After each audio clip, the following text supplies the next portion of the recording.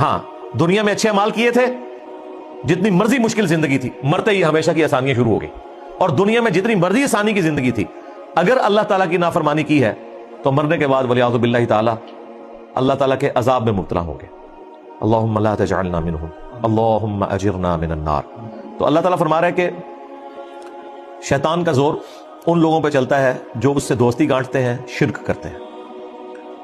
ہر انسان کے ساتھ ایک شیطان اور ایک فرشتہ اٹیچ ہے، صحیح مسلم کی حدیث ہے، ہر انسان کے ساتھ ایک فرشتہ ہے جو اسے اچھائی کی طرف بلاتا ہے، اور ایک شیطان ہے جو اسے برائی کی طرف بلاتا ہے۔ ایک صحابی نے جرأت کر کے پوچھا کہ آپ کے ساتھ بھی شیطان لگا ہوا ہے، جن؟ آپ نے فرمایا ہاں میرے ساتھ بھی تھا، لیکن اللہ تعالیٰ نے اسے میرا تابع فرمان کر دیا ہے، میرا جو شیطان ہے وہ مطیع ہو چکا ہے، وہ مجھے اچھائی کی طرف بلاتا ہے۔ نبی علیہ السلام کے بعد کسی بھی شخص کے لیے، بڑے سے بڑا کوئی صحابی ہو، کوئی بزرگ ہو، یہ گارنٹی نہیں ہے کہ وہ 100% معصوم ہوگا غلطی سے۔